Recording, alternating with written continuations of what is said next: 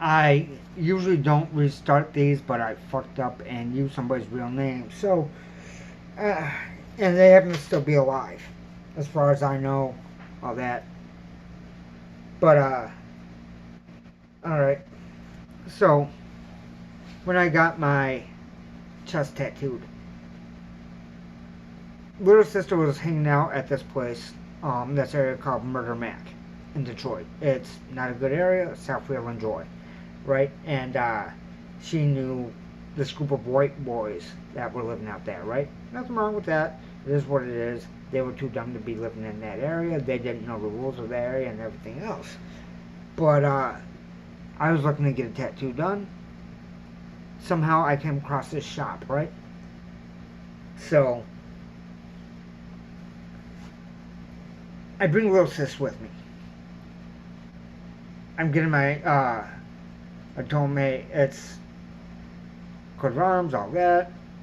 Looked up, full color, did all that, and because I brought little sis with me, and she, well, apparently he knew and was banging one of her roommates, right?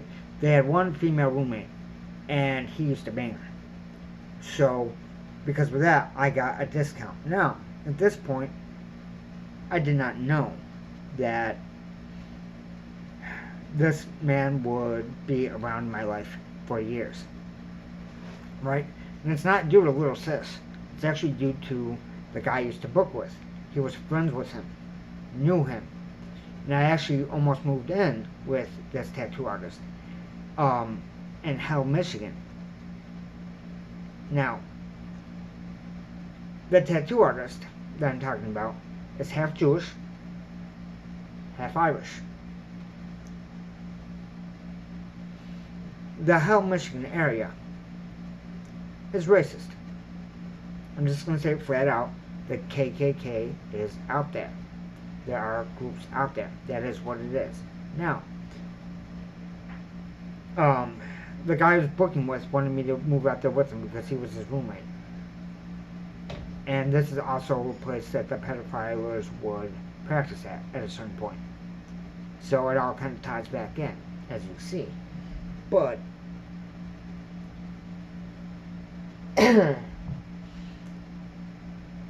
with him, before we get to the point where he, you know, where I almost moved in with him, I'm gonna get a little sidetracked, but it's worth it. Trust me. So, the tattoo artist was also a cook. He cooked at this bar. And we would go there and hang out, you know. Usually me and the guy I booked with. And sometimes a group. You know, there was a night where the owner said if we could get 10 people there, we'd get a $100 bar tab. So we got this young guy to come in that was of age, luckily, like barely of age, 21, 22, that loved to flash money and buy a lot of drinks. So he bought us a whole tray of Patron.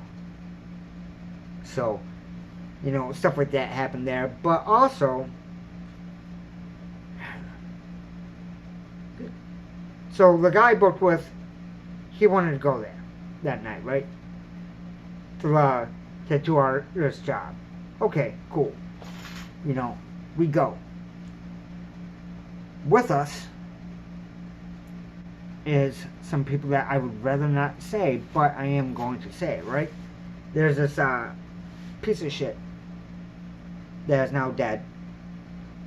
I thought it was going to be heroin, but it's not, right? Just a horrible, horrible, horrible human being. One of the worst people I've ever met in my life, bar none. Alright. There was also this guy that I was friends with at the time, and he wasn't openly racist. He was fighting his way off dope, and he was trying to get people clean. I still think they shouldn't have been going to a bar, but as far as I know, he's the only one that still doesn't drink or do any of that, right? Not that in contact, just where it gets around, okay? So, that is what it is. But there's like on this particular night, there's probably like 6 of us, 7 of us. Good sized group. The place is pretty packed. It's a larger bar. It's not a huge bar, but it's set up to where they had a dartboard with good distance to it. They had some long tables. You know what I'm saying? Not just like one here, one there, but a few. And there was this table. The bar was full. There wasn't a seat in the house. We're just standing, drinking, hanging out like we did, right?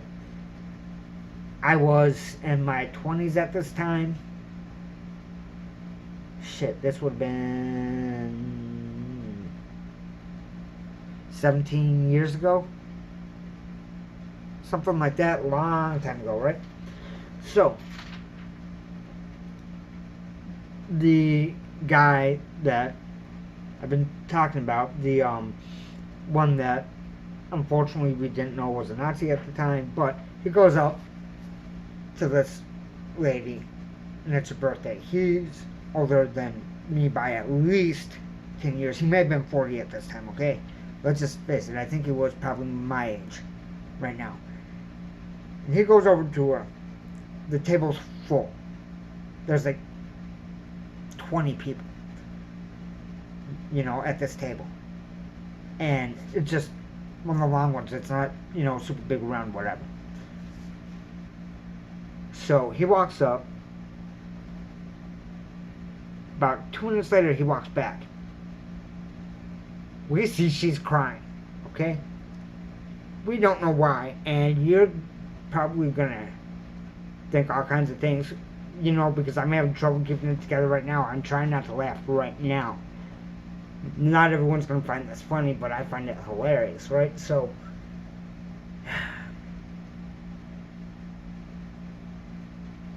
I'm like, hey man, what's going on? And he says in front of us, I don't know why she's so sad. It's her 21st birthday. I told her she looked good. I told her she looked like a call girl. Okay? Now what you don't know, but all of us did, was his wife was a call girl. I liked her a lot.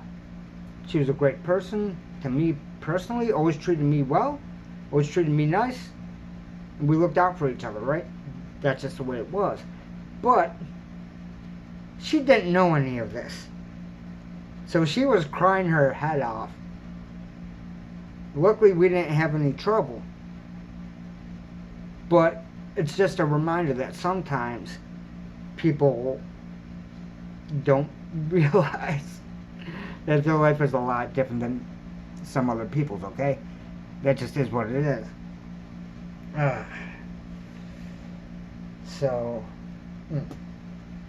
But yeah, that happened at the guy's work, at the place that he was a cook at.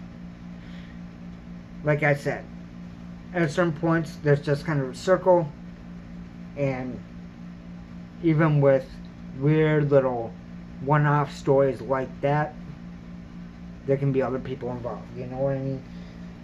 That's just how it was, especially then. Okay,